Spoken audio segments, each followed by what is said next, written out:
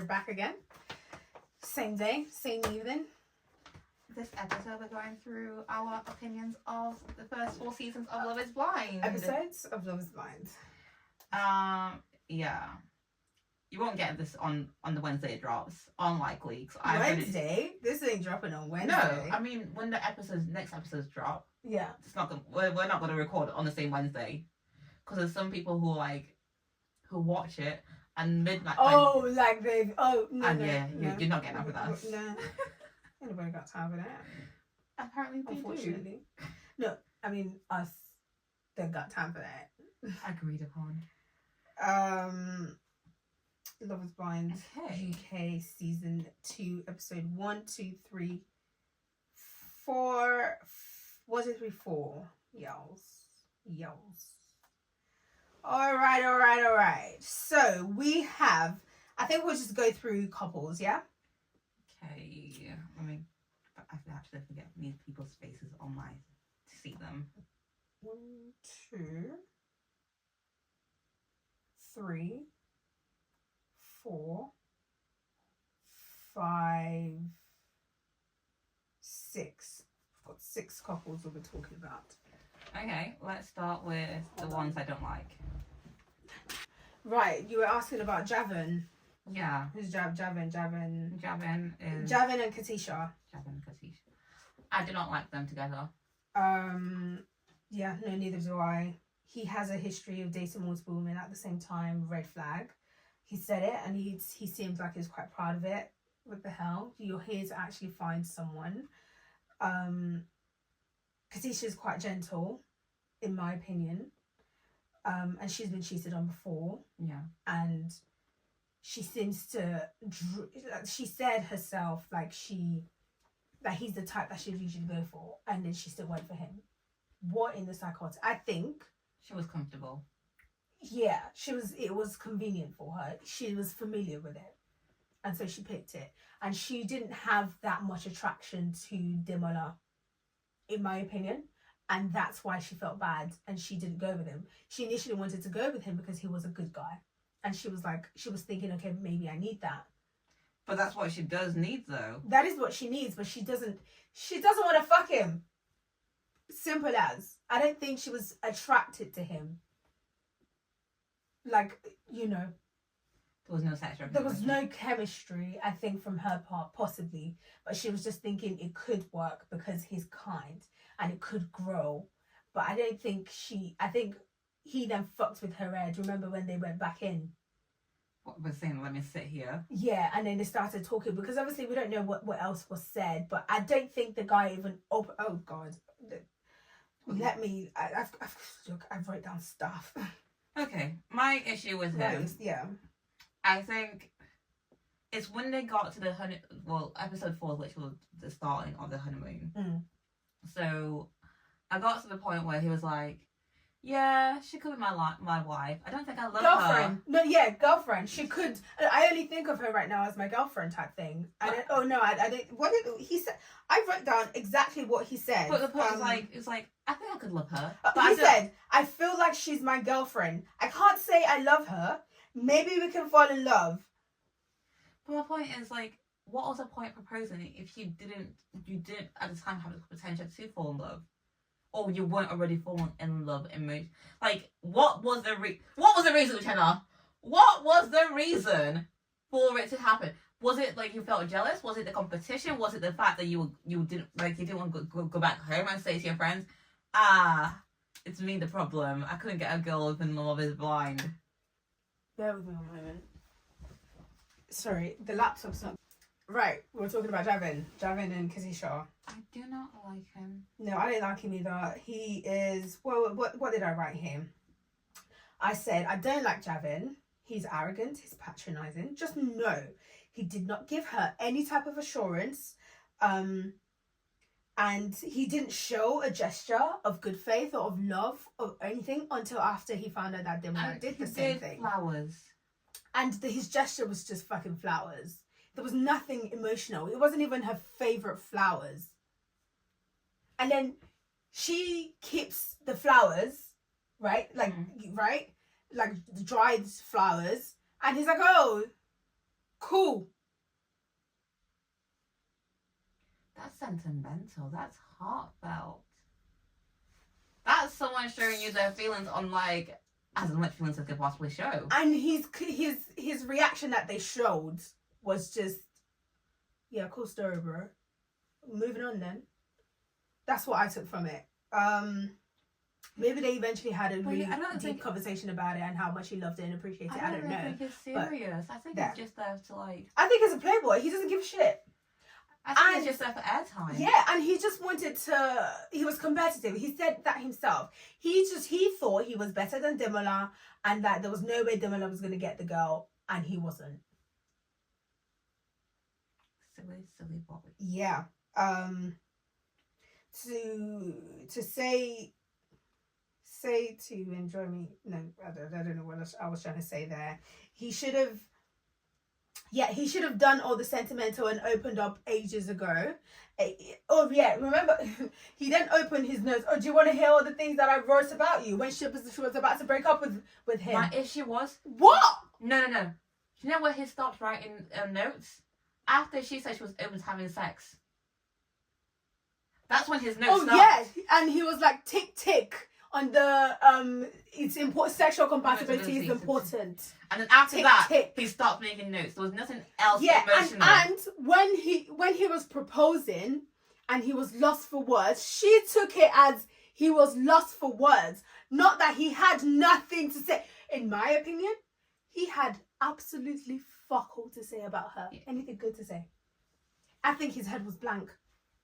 Because he doesn't express himself, and she doesn't need someone who can't express themselves, because clearly words of affirmation are a real thing for her, and she's going to keep asking for more. He can't give more. There's literally nothing for him to give. He's gonna start getting frustrated. Like, what you want from me? What? Oh, she's too much, man. I'm getting PTSD. Second-hand PTSD. It's not me. It's not my fault. This has not happened to me.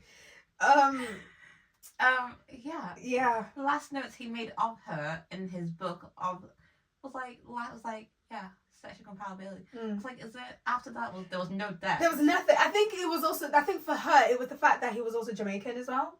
Potentially. And so he said, "Oh yeah, we'll go to Jamaica. I'll take you," because I think she said she'd never been or something, and maybe that.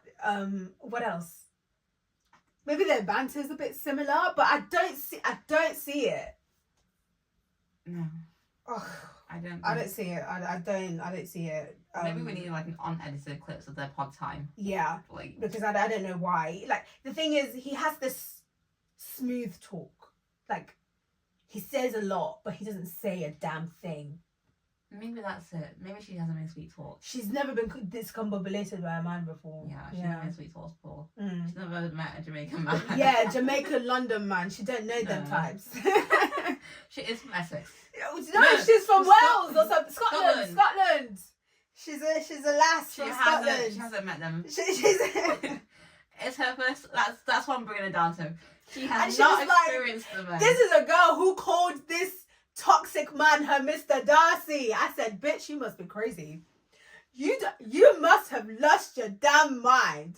You're Mr. Darcy? Girl, please. Oh, shine your eye. Open it. I think that open. Okay. I think she's just ignoring everything. Oh, she really is. You know what she reminds me actually of? So, for those of you who are catching up, I'm currently on my quest to finish One Piece of all season 2 on Netflix. Hancock. No. Oh, okay.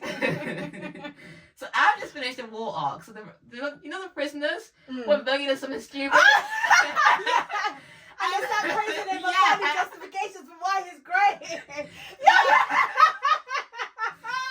She's a prisoner who has been let out of prison, and she's so grateful that all she can do is find the light in her prison, in her releaser. That's what's happening. Yeah. Yeah.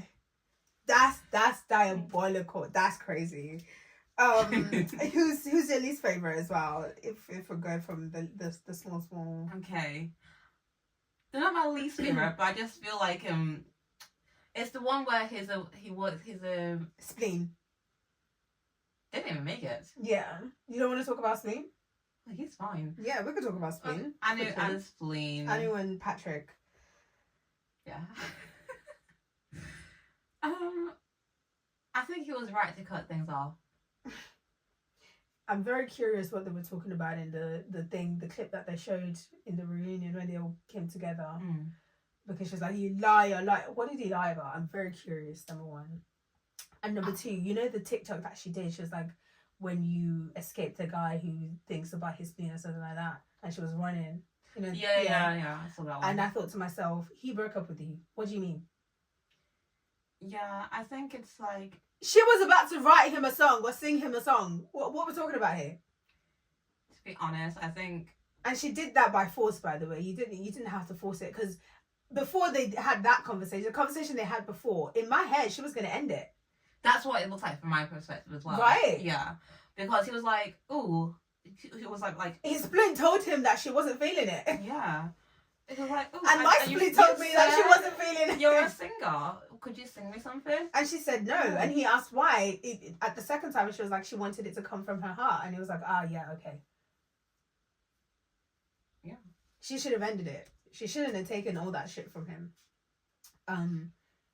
I feel like as soon as she was like, she's open-minded. Oh, it was the religious thing. No, it was the mum thing, the parents. He asked the question, what would you do if your parents didn't like me and they told you to leave me? What would you do? And she was like, she listened to her parent. And he was like, he wouldn't. But Where he's was coming from his perspective of who his parents are. Yeah. He doesn't trust his parents. She trusts her parent. She trusts her parent to have her best interest. And he doesn't see that. But that's... It's very narrow-minded, in my opinion.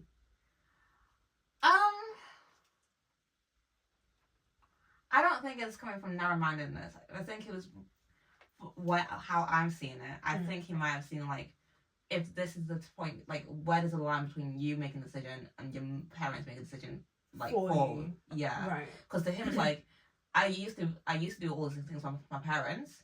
I still do, but only if I feel like it's the right path. Like, if my mum says X, Y, Z, and I think, yeah, that's right. But I don't think she gives whatever my mum says is go.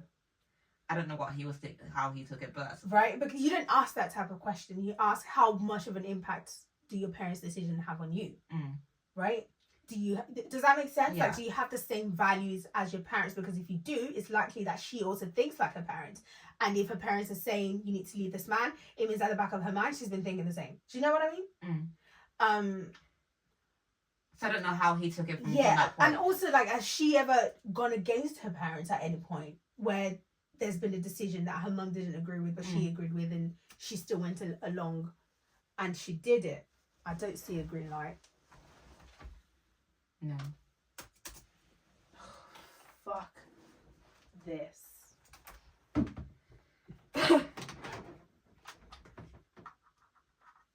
this not on? It is on, right? Okay, yeah. I don't even know where we got to. Anu and... Yeah, but I mean, to where this stopped working. Oh, no. Yeah. I don't know. Let's carry on. Oh, okay. Yeah, I'll cut it wherever. Anu. Yeah, it was a wreck. They're not compatible. Should have ended it from the get go. Who's next? Kieran and Megan. Let me look at what Megan's face looks like. Kieran and Megan. Oh, Kieran, Megan, and Sophie. Oh, Sophie! Megan's a ginger, isn't she? I don't know, actually. I'm trying to find her. I think Megan is. Yeah, Megan's a ginger. Oh, yeah, I promise you I did not notice she was redhead. And that was messy. It was I think he. I understand Sophie's perspective because a girl comes in and was like a massive gesture that you hadn't got, and you were on a perspective that you were on the same wavelength or on the same path. I would have gotten jealous as well. It's an insecurity. She did not need to push that on Megan. It's not disrespect. No. Megan didn't do anything wrong in that situation. All she did was accept the gift. Yeah, but I'm saying Sophie needs to go to a therapist. She saw that as disrespect. Well, she saw it that she was second place. Here's the thing, though. When they were having their talk, he said, "Open up." She said, "Nah, bro. I'm gonna give you what you're gonna get. I'm trying." Oh yeah, I'm an ice cream that's slowly defrosted. Yeah. That's what she literally said. Yeah. What's he gonna do with that? And he said he followed his spleen. He said, "Oh, bet." Okay. You're slowly defrosting. This one here is already defrosted. She's prime and ready. She's hot. What would you have done? I think the next conversation, he should have had a conversation with Sophie to have ended things. So he probably handled it quite not well. No, he didn't. He should have ended things with Sophie and then done the gesture. Yeah. Because he had seen that things weren't gonna go that way with him and Sophie. Or either that or he was trying to do something else and keep Sophie in the back burner. Potentially. But yeah, so had at this point Kieran told both of them he was seeing other people. Yes, they were both aware that they were not the only one. Okay, that's fair. Because then there's no reason for Sophie to act like that if he. But she didn't know. Megan didn't know who it was. It wasn't until Sophie called her aside and said it was her, pretty much. And then she was like, "I was actually quite surprised that Sophie was the other girl that he was talking to." Yeah. I'm not. But my point is that for Sophie to feel like she was second place is unreasonable because he already expressed to her that he was talking to someone else. Yes. Yeah. Because if she was caught off guard and he was giving signals like you're the only girl, then I'd be like side eye. But he hadn't done that. No, he hadn't. No, he didn't. No, he didn't. I do, however, think that there are issues with Kieran and Megan and Kieran. They both have mummy issues. Okay. Which they're either going to trauma bond and sort their issues out, or they're going to ruin each other with their trauma and not fix it. With Sophie, she wants to get deep, but she's not able to. To be honest, I don't know why she's there. She needs a therapist to be able. To be honest, she said it at the end that she's glad she came or she did this because now she knows that it's okay to open up, and that moving forward in her relationship she'll try to do that. But how she needs to learn how to do that. She needs to be given the tools to be able to do that because she don't know how to. She be doing slowly. Ice cream. I'm melting. Are you dumb? They said open up. Say something about yourself. Slowly.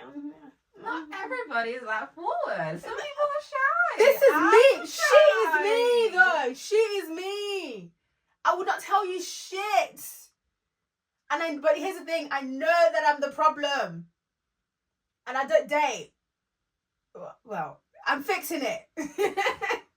You know what but she's there to get married.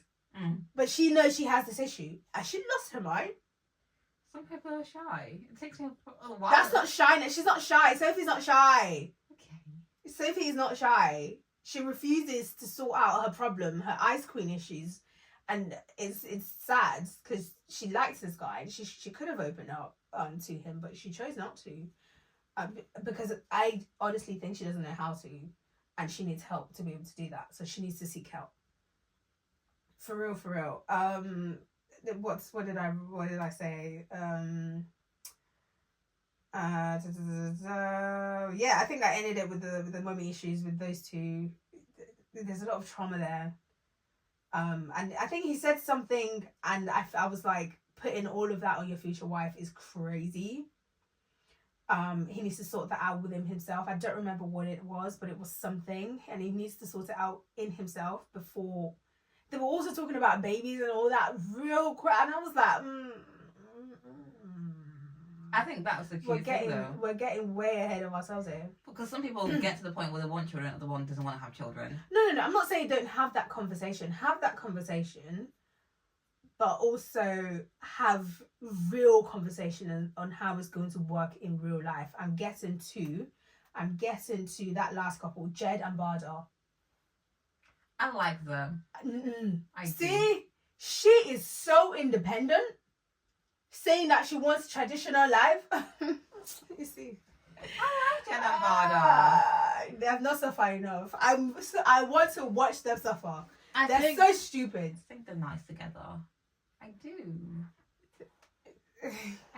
I don't think Barda knows what it means to be a traditional woman. She'll find out though. They're not compatible, I don't think. I think they're cute. They're they're idealists, is that the word I'm looking for? They're not realists. They're going off of vibes. They didn't really talk about anything real that we saw. They could have, and I think they did actually. They quite opened up. They opened up about their past, how she travels, the immigration story. I felt like he wasn't that empathetic towards it, but you know what, by the by. But then I think what cinched it for him was how he was like, oh, he's very family orientated. She's very family orientated. She does everything for her family. She did this for her family. Her family is important, but she's also very independent. Her parents are quite traditional, but she's on this show. Therefore, she's not quite traditional. She's a woman who goes for what she wants. This man is going to want her barefoot and pregnant. Does she want that for herself? I don't know. I don't think so. She's going to find out though. But I do think that they're cute. They're very vibey. Their traditional sense it seems to match, but I really don't think in the real world it will match. They seem to see eye to eye, but again, yeah. And I don't think he has the emotional bandwidth to actually have a relationship with this woman, honestly. I'm sorry. He doesn't. He's like, he was saying he's a lad, and he was like, okay. Moving on to Sarova and Carl. I have issues with them. So do I. Sarova is insecure. Very much so. But I hear it because the man she's dating has told her he's predominantly dated white women. Yeah. And she herself is not a white woman. In fact, she's been brought up traditionally Indian. Is that right? Mm-hmm. Traditionally Indian, yeah. And yeah. And I hear it because sometimes you want to be your type's type. That's from us, like, you want to be your type's type. She said he's my type, but he's told me I'm not his type, and I feel weird about that because I want to be his type. I want him to look at me and think, and be attracted to me. Yeah, and I hear it because that's she wants the attraction to be mutual. I understand that. Yeah.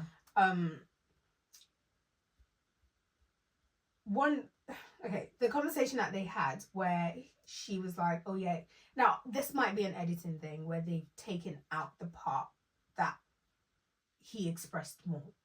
Potentially. But she was like, oh yeah, you're my type to a T. Like, you look good, you're a nice boy. Cute. I hate that. He's not a boy. That is a man. But whatever. Yeah, but he also does the thing, oh girl. Oh, princess. Make me sick. Princess. I heard that the first time. I said, get this man out of here. Well, maybe that's what his side is to call his term of endurance. To me, I heard princess. I said, this man don't want to fuck her. It's the tone, it's the demeanor, it's everything, bro. It's giving, oh, I respect you. Oh wow. It's giving sister. You don't think he's sexually attracted to her? Yeah. Yeah.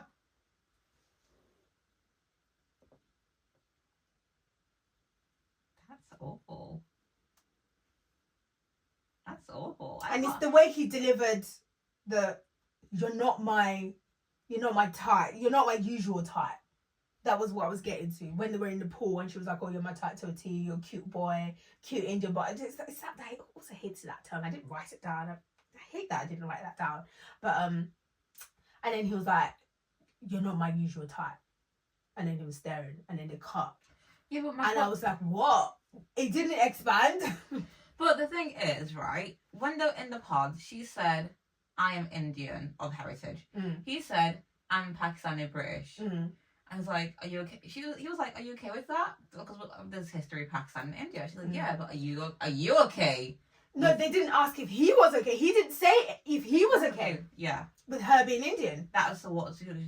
That's what they should have asked. He should have asked that question because that would have given her signals of whether he would have been attracted to her or not. Or when they're talking about like previous history of the partners, he could have specified or that he'd usually dated white girls. Yeah. Maybe they did. Well, no, because it's like she didn't know when they were talking about it after, so they didn't talk about that. I think it was the conversation was really one-sided, to be honest, because he asked a lot of things about her. Yeah, and then I don't think she didn't ask questions. She didn't reciprocate. No. And asked, "What about you?" She was very La La Land, wasn't she? She was like, "No, what about you?" Like, because he was like, "So what?" Obviously, she was like, "Yeah, I've predominantly dated Indian men because that's what my parents have envisioned for me is innocent Indian men." But I've come on the show to expand and look further. Yeah. And he was like, cool. So would you be? He was like, would you be open to half Pakistani, half British man? Literally. And she was like, yeah, because that's why I'm here, is just to expand my horizon of who I feel is compatible to me. Yeah. Not specifically an Indian man, but just a man who's compatible. Yeah, and she was like, her parents even apologized that they put all that pressure on her as well. Yeah. Also, here I've got a note on here. They are not really asking serious questions. Elaborate. I don't know, but I've wrote it down. But and then I was like, but I guess that would be too intense for a first few dates. Also, there was no empathy. I think she shared something about her past. I think she said something somewhere, and he didn't show any empathy. He didn't say, "Oh, I'm really sorry." He just went, fix it mode. This is what we should have done, or it would have been better. Like, does that make sense? I don't remember exactly what they were talking about, but there was that. And then he moved on to, "Oh, this is my story now." Like he didn't say a story about himself. He just said, "Oh, I'm so sorry that happened to you." I didn't see him say, "Oh, I'm so sorry that happened," or "Oh shit, that's actually really shitty. Like, how did that make you feel? Like, what was the report?" Deep conversations get deeper. He just moved on to, "Oh yeah, so about me, my brother, he was so and so and so," and she asked him. When he then said the brother story, she then asked him about how that impacted the family and him, but they didn't show us that conversation properly either. To be fair, they edited it. I saw the editing weird. I said, maybe there's something here they didn't really want us to hear. What else did I write? It could be an issue eventually, right? So him being no empathy and just randomly saying shit could eventually be an issue where he could hurt her feelings and he wouldn't even be aware of it. Also, during the thing, they got him alone and he was like, "I hope she doesn't take it that I'm not attracted to her," or something, where like I think her feelings are hurt or something. Like, he said something weird and I'm like, why are you even thinking that? It's wild. Yeah. Also, when they were talking about the marriage thing, they didn't expand on his side, whether his side of the family were going to be okay with it. But then I thought I kind of justified it in my head because he's already a product of a mixed marriage, right? So maybe they'll be okay. No, that's what I'm saying. The conversation has been very much skewed. Yeah, because then their values and the way they see things on both sides of the family, because I'm just going to assume that one's a bit more open than the other one, there might be some friction there. Yeah, right. But I don't know. They like each other, so cool. Also, she's a thimble collector. Well, she likes him. Princess. Fucking, that's crazy. Would you hate if your man called you princess? Don't call me princess. Goodness me. Darling? Just call me my name, honestly. Or like a pet name that is Suitable. that came up in us dating type thing. Very organic. Don't force it. Calling me princess is so fucking generic. If I don't call myself princess or like think it's like, you know what I mean? If I'm not like a princess type of girl, don't do that. What about me gives princess? Have you lost your mind? Don't piss me off. Moving on to Ashley and Billy. The Irishman. Billy's a romantic. They're the romantic military collection. The one who's the army guy, I think. Yeah, I don't think they're gonna make it. Yeah, I don't think so either. They also talked about sexual chemistry, and to them it was important. And I was like, yeah, cool. And then I think he's the one who's been married before, and he's the cabin crew. Yeah. History with the cabin crew. No. History with the cabin crew, you know? Yeah, they're not gonna make it. He's gonna force her to Quit. Basically, she's already making herself quit when he eventually gets to the point where they have a family. What's she gonna do? Sit at home? He's gonna resent her for that. He's not coming that much for them to survive. On what? Army salary? Don't say that. That's so funny. A girl like that? That's very funny. She likes to travel. Yeah. On whose money? But that's the point. He doesn't like that. Because They shouldn't have picked each other. no, they weren't. I don't think they're that compatible. Because she became a cabin crew because she said she likes to travel. Yeah. She likes to be around people and she likes talking. Yeah. That's why she chose that career They should have ended it. Yeah. When he came in did and the cabin said, crew thing. I don't think we're gonna work out. She should have like, okay, I hear it, I respect it. She wasn't ready to let go. He should have put his foot down. Yeah. Yeah. But then like, because he wasn't going to ask her to quit. Yeah, to leave his job. So then they wanted to build a tribe. So she's like, oh yeah, you know, she could change. Like she could quit or like do something else. I'm like, do what? Find what to do. She was like, I'll do like an office job. admin. Yeah. Desk job at the airline. I'll be like, people will check the bags in or like do the tags or something like that. Not the tags, but you know when you go in and people will check you in the 9 to 5s or whatever shift patterns they work. And to be fair, right, raising kids, having children, you need to be there. You need to be active. It requires your presence. And I think he's currently still in the army. Yes. Right? So he also is a flight risk too. So why isn't she worried that he's going to fuck up somewhere and die? Sorry, that was insensitive of me.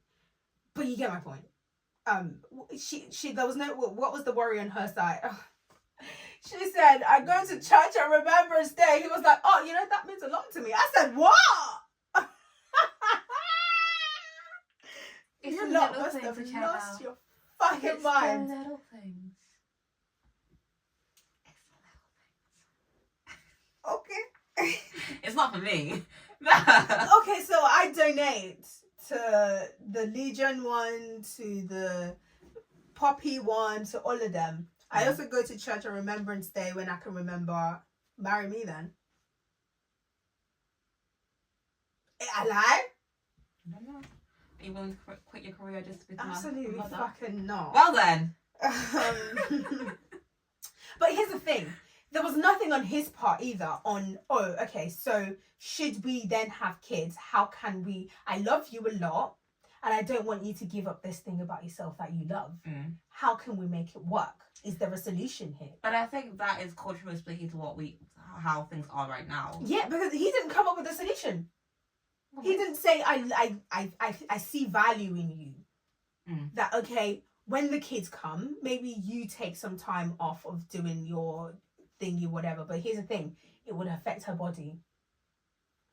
And I don't know I think the laws on the air hostess has changed a bit, so maybe she could have leeway there. And then when it's his turn to take over for the kids, he'll then do that. What's the longevity, like what's the time? Talk about proper plans, what you will do eventually, right? Not and fair enough, right? She said she'll do this. What's he gonna do? is he going to take time off work? Unlikely. There was nothing. There was no give on his part. He was going to end it because of her job, and it was on her to fix it, not on them to fix it. I have an issue with that.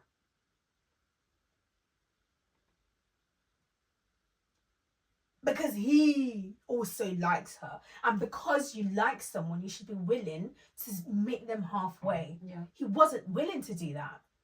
And I have a huge issue with that. But that's me. That's me. And maybe I'm toxic, or I don't know.